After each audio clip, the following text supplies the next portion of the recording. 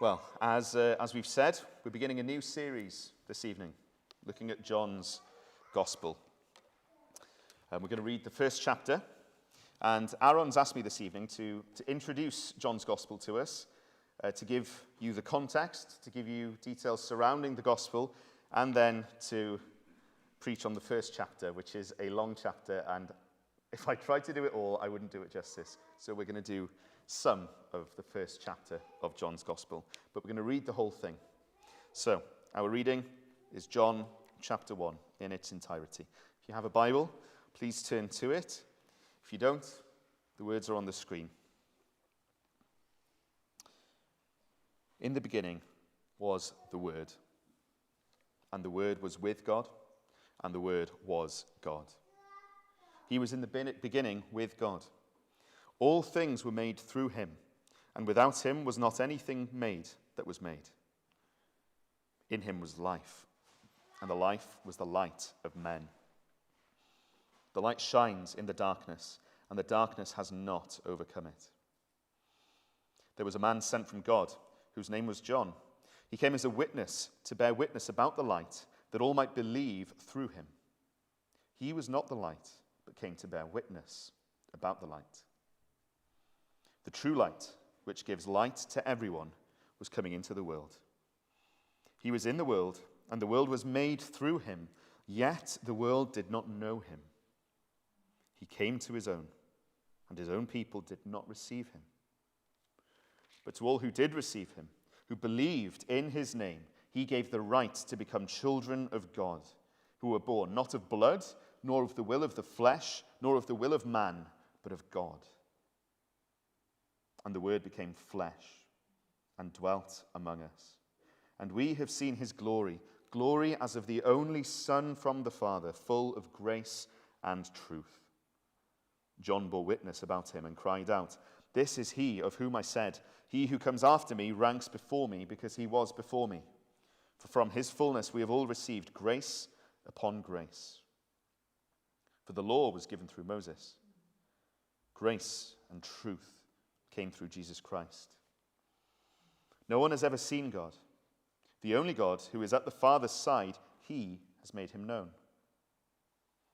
And this is the testimony of John. When the Jews sent priests and Levites from Jerusalem to ask him, "Who are you?" he confessed and did not deny, but confessed, "I am not the Christ."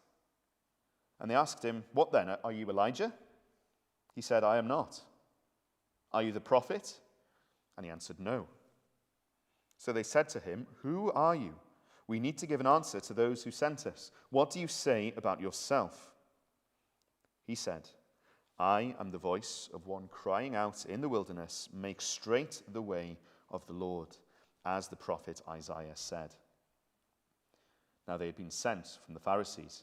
They asked him, "Then why are you baptizing, if you are neither the Christ, nor Elijah, nor the prophet?" John answered them, I baptize with water, but among you stands one who you do not know, even he who comes after me, the strap of whose sandal I am not worthy to untie." These things took place in Bethany, across the Jordan, where John was baptizing. The next day he saw Jesus coming toward him and said, "Behold, the Lamb of God, who takes away the sin of the world. This is he of whom I said, 'After me comes a man who ranks before me, because he was before me.' I myself did not know him, but for this purpose I came baptizing water, that he might be revealed to Israel." And John bore witness. "I saw the Spirit descend from heaven like a dove, and it remained on him.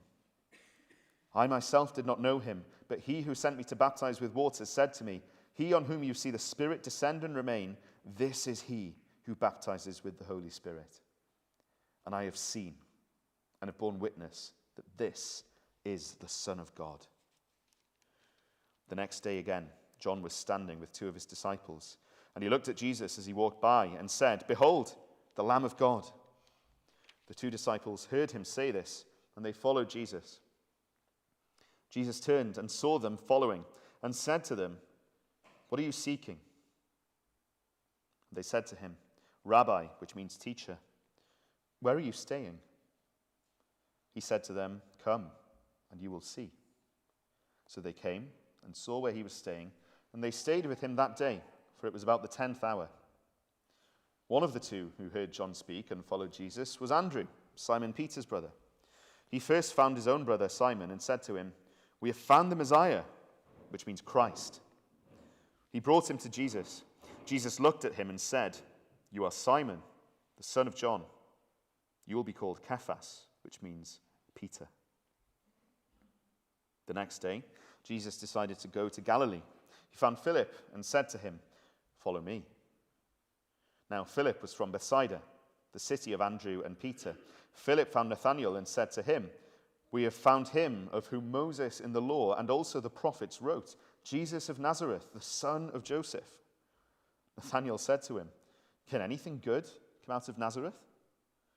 Philip said to him, "Come and see." Jesus saw Nathanael coming toward him and said of him, "Behold, an Israelite indeed, in whom there is no deceit." Nathanael said to him, "How do you know me?" Jesus answered him, "Before Philip called you, when you were under the fig tree, I saw you." Nathanael answered him, "Rabbi, you are the Son of God. You are the King of Israel." Jesus answered him, "Because I said to you, I saw you under the fig tree, do you believe? You will see greater things than these." And he said to him, "Truly, truly, I say to you, you will see heaven opened and the angels of God ascending and descending on the Son of Man." And we thank God and praise God for his word.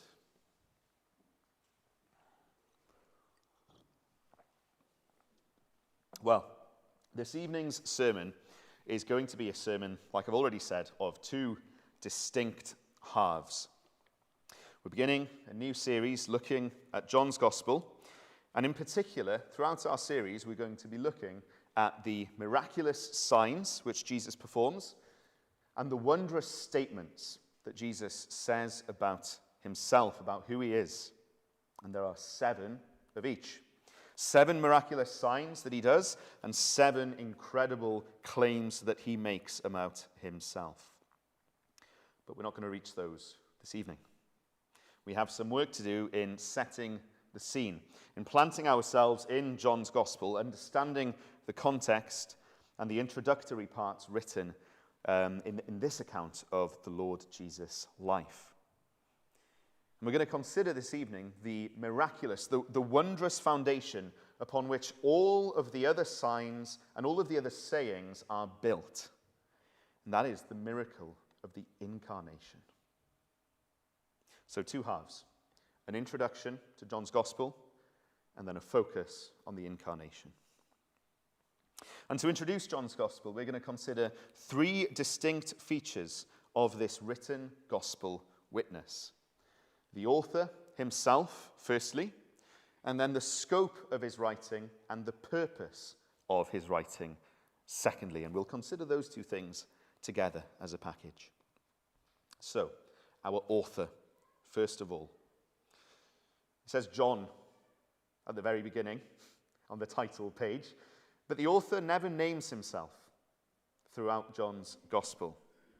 Rather, we come across a phrase used regularly throughout the Gospel, and this is the phrase that the author uses to identify himself, the disciple who Jesus loved.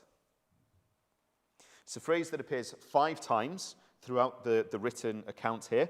And after its final use, we read in chapter 21, verse 25, at the very, very end, this is the disciple who Jesus loves. This is the disciple who is bearing witness about these things and who has written these things. Think about that for a second. The author here has chosen not to use his name, but rather to identify himself as a disciple beloved by the Lord Jesus. We have here a book whose author finds his very identity in Jesus' love for him. That's who he is. That is his identity that transcends any other identifying feature about him. He is a man beloved by the Lord Jesus. But we're inquisitive people, and the question arises then, Okay, he's the disciple beloved by Jesus. Which disciple was he? Who is he? Well, from the earliest days of the church, from the church fathers, this gospel witness has been attributed to John the Evangelist. That's the title given to him. But there is some debate amongst scholars, amongst the clever people of today's age, as to which John the Evangelist is. We've come across two of them already. There's a John the Baptist. There's John, Simon Peter's father. There were a lot of Johns, a little bit like Gareths or Geraints today in Wales. There were lots of Johns at the time. There's a lot of debate today about which John the author is. Well, since the days of the church fathers, since the very beginning of the church, Christian tradition has held that John the Evangelist, the author here, is the Apostle John, the disciple. One of the 12, John the Apostle, is the author of this gospel. And this traditional view is supported by details from the other gospels as well. Desiring God, a ministry of John Piper's, they've got a fantastic article explaining why John is the author. But this is a view that's rejected by many a secular scholar, by the vast majority of secular scholars, in fact. And one of the primary arguments used to reject the authorship of John's gospel is that John the apostle, John the disciple, was an uneducated fisherman. And John's gospel is written in sophisticated Greek. How could an uneducated fisherman write a gospel in such sophisticated Greek? That is a challenge that is brought against John's gospel by many a secular scholar. We find that information about John in Acts, in the book of Acts. John has been preaching. He's been preaching in Jerusalem. And he's dragged before the Sanhedrin, the council of Jewish priests and leaders. And this is what the Bible says about those learned people of their time. When they saw the boldness of Peter and John, and they perceived that they were uneducated common men, they were astonished, the Bible tells us. The secular scholar's argument goes that John, being an uneducated, common man, couldn't possibly have produced a book like the Gospel of John that we have here. On a worldly level, it's not a great argument. There are many possible worldly explanations as to why John, the uneducated fisherman, could have produced John's Gospel by the end of his life. The first and the simplest is that he learnt how to write in Greek, that he educated himself, or that he sat down with someone and had help to write it, just as Paul did with some of his letters, that there was some scribe work involved. These are some simple worldly explanations, some pragmatic explanations, but there is a deeper explanation too, which doesn't require any guesswork. We believe that this book, that this Bible, is inspired by God. That John's Gospel, as part of this scripture, is God-breathed. That is, the Holy Spirit acted through the author to put pen on paper and to write these words. We believe that the Bible is an inspired book. Now consider the Sanhedrin's response to John's preaching, which we've already read. That they were astonished at John's preaching. They couldn't believe that this uneducated fisherman could preach like they were hearing. They couldn't believe it. But the Bible explains that John's preaching had spiritual power, that he was full of the Holy Spirit. He was preaching filled with the Holy Spirit. And in the eyes of the wise, the sages, the scholars of his day, he was doing the impossible. This uneducated fisherman talking like this, it's the Holy Spirit acting through him. God was empowering him to do the unthinkable in the eyes of the world. And the Jewish authorities at the time, they didn't have a category to explain it. They could only be astonished. Now, modern scholars are dismissive of John's Gospel being the product of an uneducated fisherman, they likewise don't have a category for what this book is. They don't have a category for the miraculous inspiration of the Holy Spirit. As Christians, we believe in the divine inspiration of this book. Now, perhaps we ask, we're going into a lot of detail here in introducing John's Gospel. Why? Well, in our age in particular, people go to great lengths to discredit this book. People go to great lengths to undermine the authority of this book. They want to undermine the idea that these are God's words. The idea of this being divine revelation is an idea that is laughed at by people outside the church. And so we must be ready to give an answer to those who bring earthly arguments against God's word, and to explain our confidence as Christians in the Bible. Yes, it has a human author who put pen on paper, and perhaps with John's Gospel, perhaps he was an uneducated fisherman, but he had the Holy Spirit acting through him, inspiring him to put these words on paper. Because this book is divinely inspired, this book is authoritative for us. John's Gospel is part of an authoritative scripture. It has an authority, and it should be the authority for us as Christians in our faith and in our lives. And so the author, John, the disciple, on an earthly level, but the Holy Spirit acting through him on a deeper level. That's who has written John's Gospel. What about his scope in writing then? Well, we see his scope in writing in chapter 20, verse 30. John writes, "Now Jesus did many other signs in the presence of the disciples, which are not written in this book." John readily recognizing Jesus did so much more than what I've written about. He's condensed 3 years of Jesus' ministry to 21 chapters. And the latter half of his book is only concerned with the last week of Jesus' life. 3 years of ministry. He hasn't covered everything. And he makes that clear.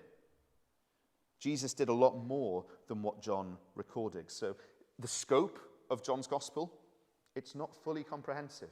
It doesn't tell us everything about what Jesus did. But what about its purpose? Why was he writing?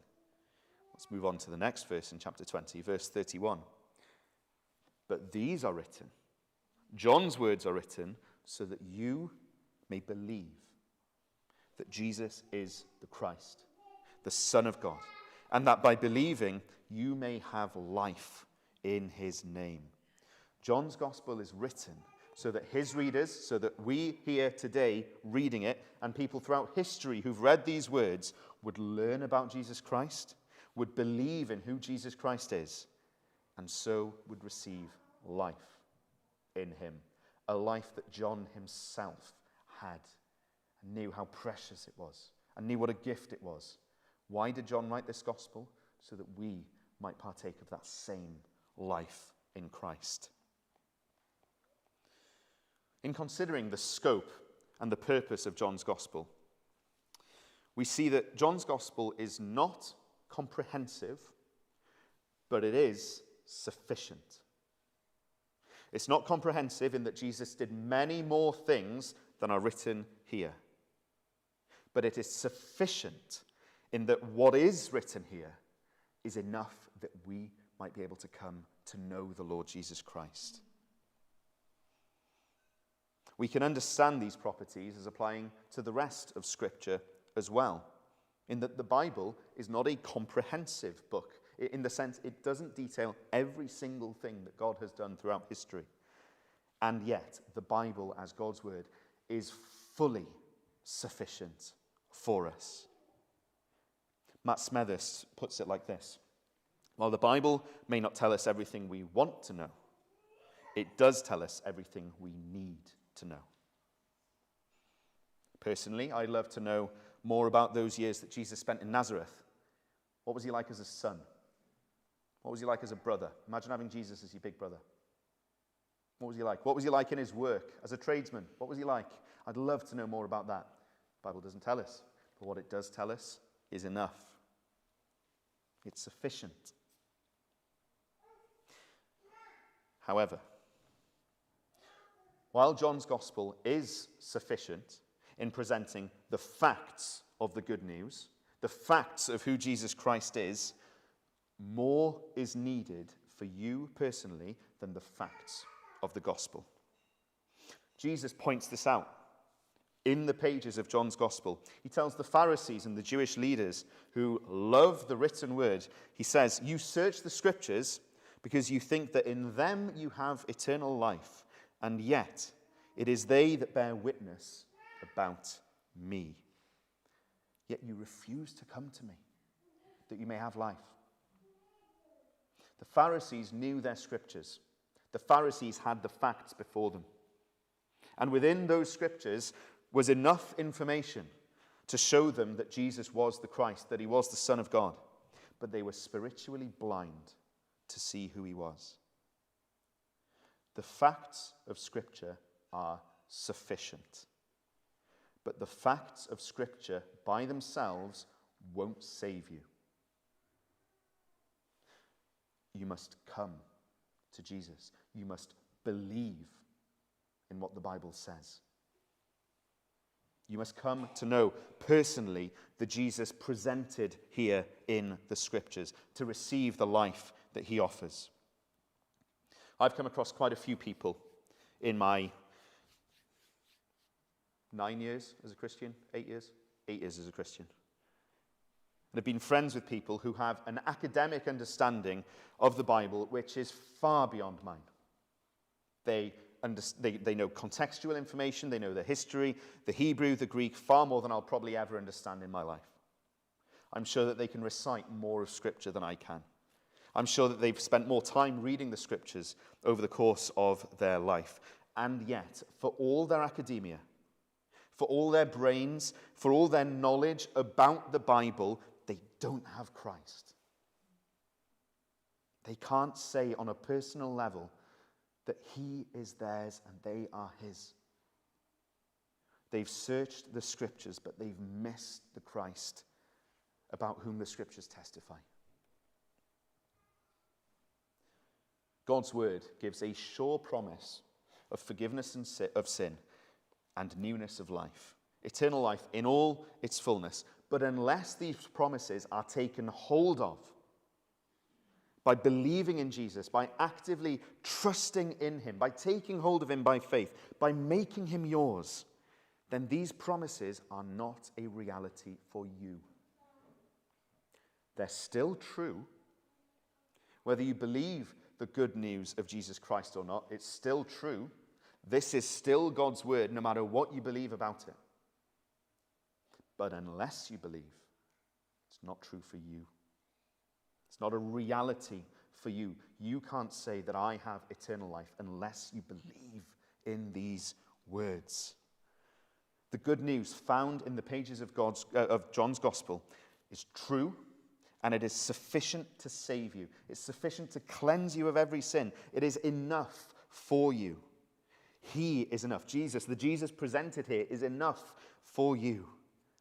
We sing in Welsh, Iesu, Iesu, rwyt ti'n ddigon. Jesus, you are enough. He is enough for you.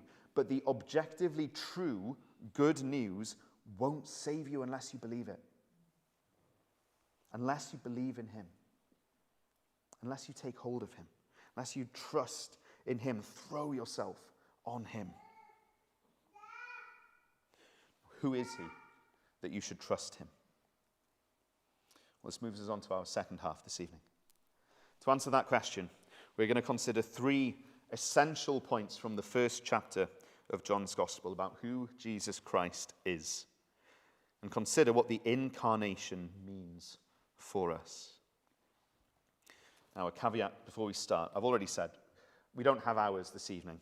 We could spend we could do a sermon series in the first chapter of John's Gospel. There is so much there. But tonight we're going to skim across the surface, as it were. We're going to dip in and pick out some key features. But can I encourage you, go away this evening, read it for yourself again, and again, and again. Read it with another Christian. Talk about it. Mine it for the gems that are in this first chapter. We're going to consider only 3 of those gems this evening, but they are gems. Firstly, Jesus Christ is fully divine. He is God. Secondly, Jesus Christ is fully human. He is man. And thirdly, that Jesus is the Son who makes you a child.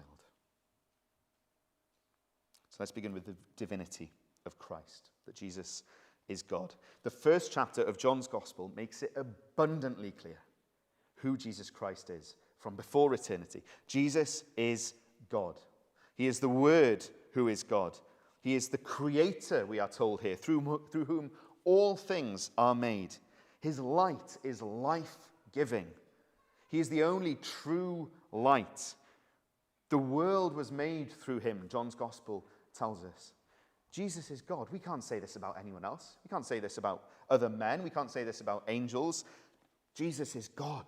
He is divine. But he's also called the only Son of God. So how does that work? We see here in the first chapter of John's Gospel the Holy Trinity. We see the Trinity here in the first chapter.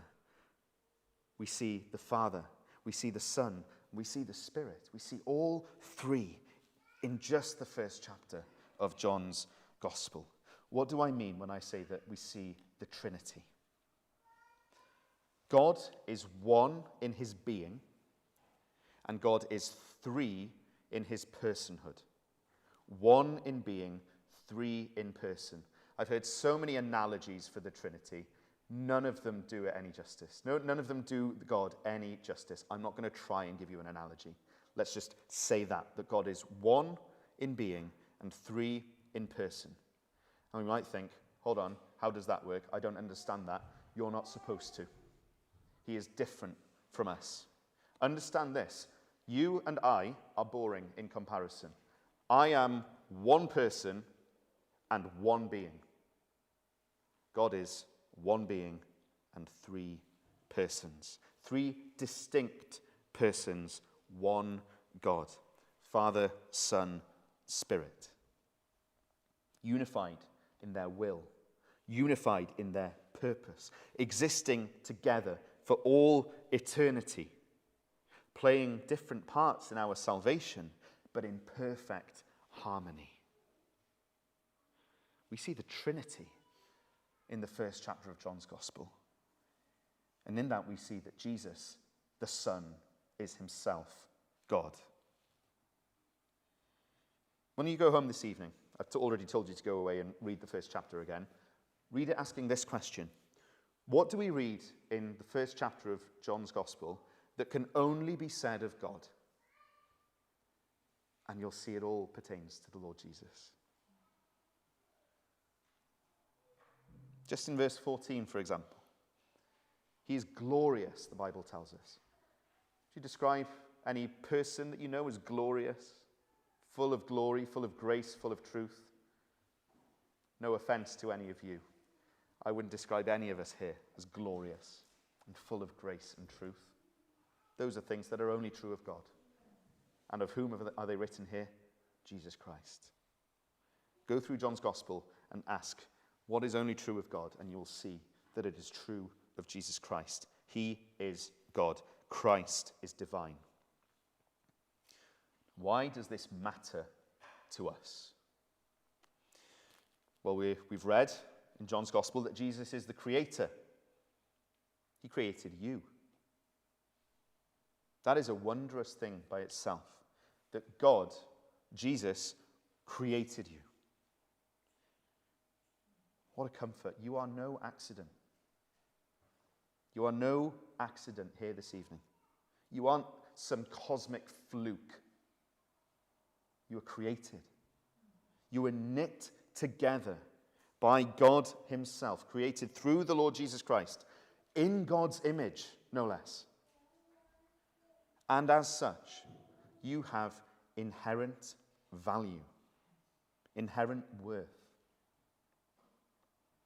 You were made in God's image for a purpose as well. You were made in God's image to display his glory. Psalm 8 talks about this. What is man that you are mindful of him, and the Son of Man that you care for him? Yet you made him a little lower than the heavenly beings and crowned him with glory and honor. You have given him dominion over the works of your hands. You were created in God's image with value and honor. We've read this evening in John's Gospel that Jesus is the life giver. He is the light that gives life. He's giving life to you this very moment. He is sustaining your very being.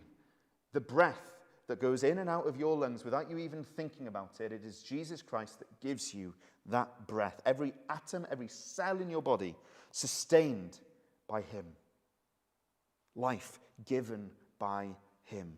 Such is his care for his creation, that all things are sustained by the power of his hand. If you want to read more about that, read the first chapter of Colossians. He's created you in his image. He's given you life all these years, and even now. Let me ask you, what have you done with that? What have you done with the image of God in you and the life that the Lord Jesus has given you? I'll tell you what I've done. I have defaced his image in me. I have made a mockery of the worth and the value with which he created me, and the life that he has so generously bestowed upon me. I have squandered it by chasing evil, chasing the wrong things, thinking the wrong things, feeling the wrong things. Can I humbly and gently tell you that we've all done the same here? We have all failed to honor the God who created us as he deserved. We have all defaced his image in us by sinning against him. We have all transgressed his good laws. We have all denied and spat upon the worth and value with which he has created us. Jesus is God, creator, life giver, and we have all sinned against him. But Jesus is a merciful God. He is abounding in steadfast love. And we see the mind-blowing outworking of this in verse 14, at the very beginning of verse 14. Second point, the Word became flesh. The Word became flesh. Jesus, eternal God, almighty God, from before the foundations of the earth, eternal with the Father and the Spirit, Jesus the Son became a man. This is the incarnation.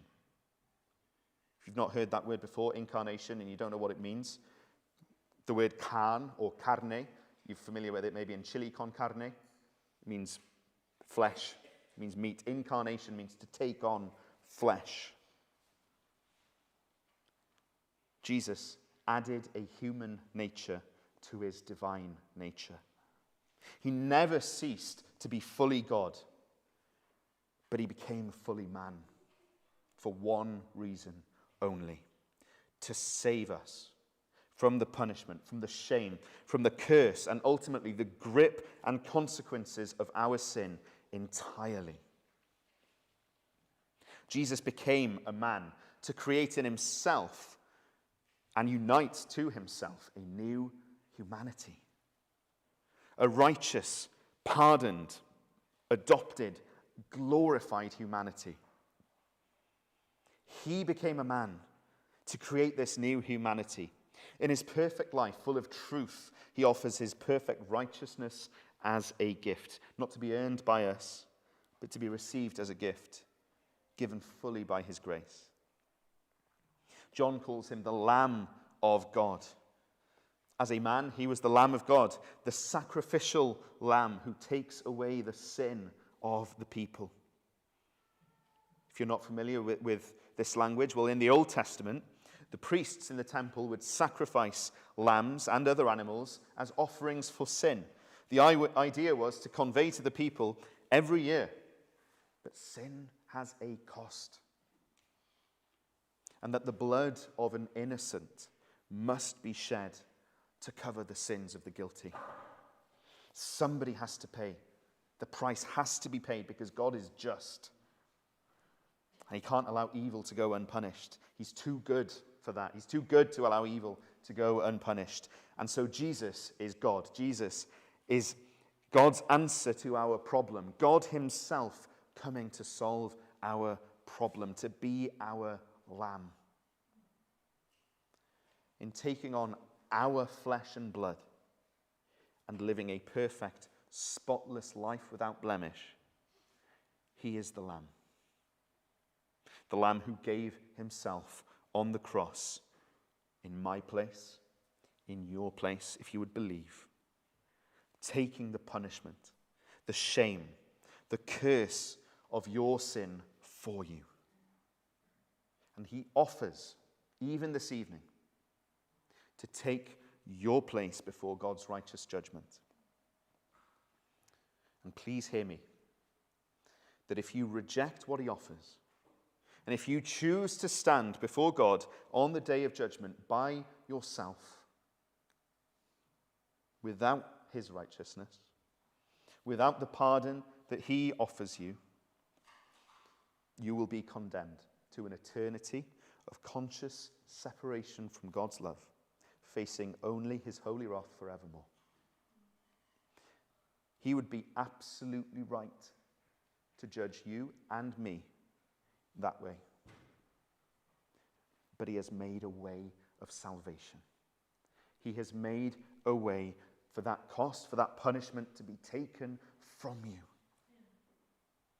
He's already taken your flesh and blood on himself. He's lived the perfect life that we failed to live. He's died on the cross so that you can have a perfect righteousness and a full pardon before him.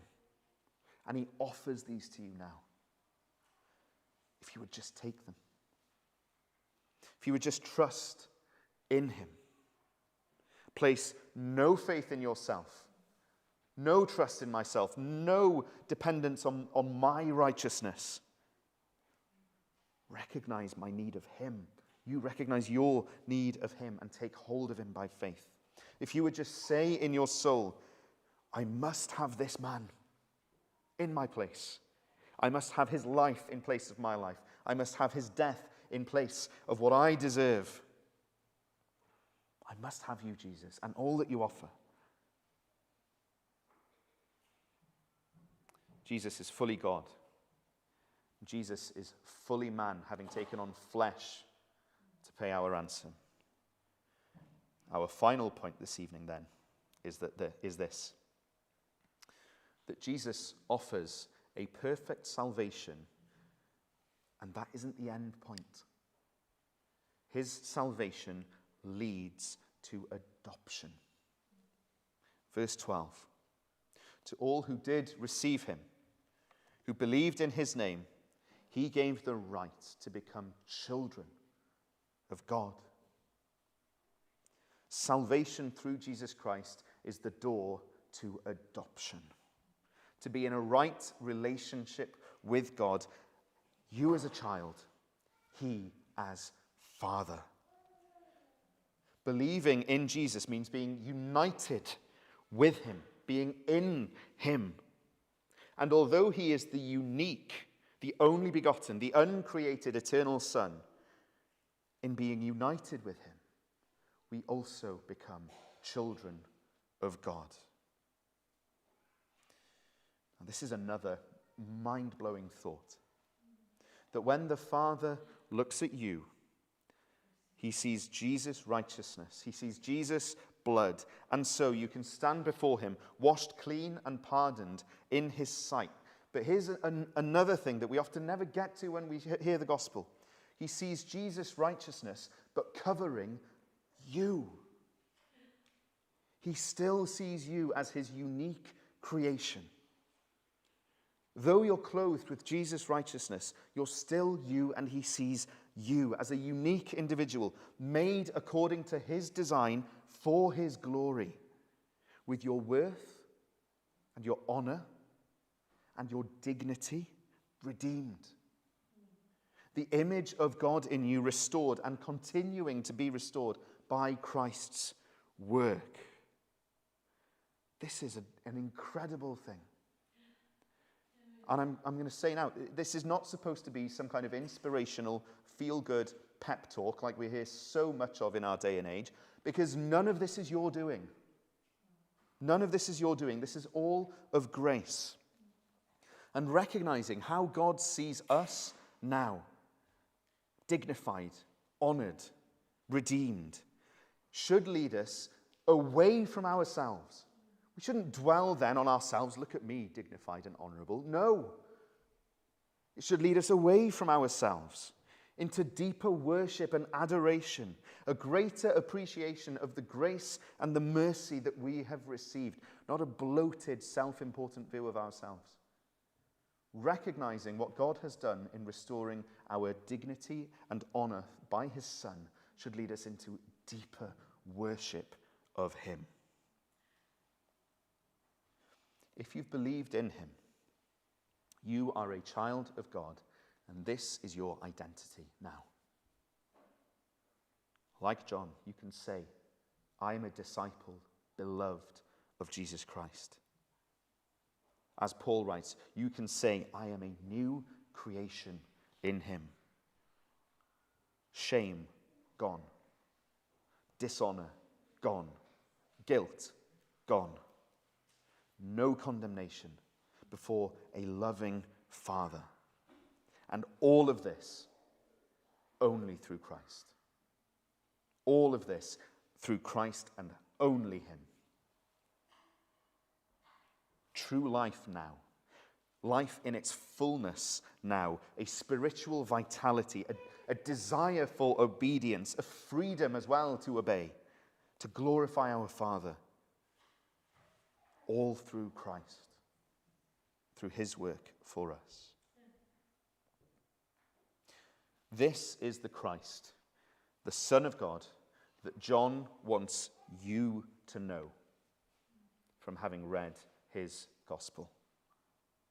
If you know him already, this is the Christ that John wants you to know more in reading his gospel. This is the purpose of his book, that you would believe that Jesus is the Christ, the Son of God, and that in him you would have life. A warning to end, though. Don't be like the religious leaders of Jesus' day.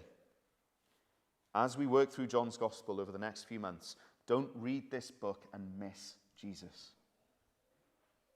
Don't read this book and be blown away by the wonderful imagery found therein, because there is wonderful imagery.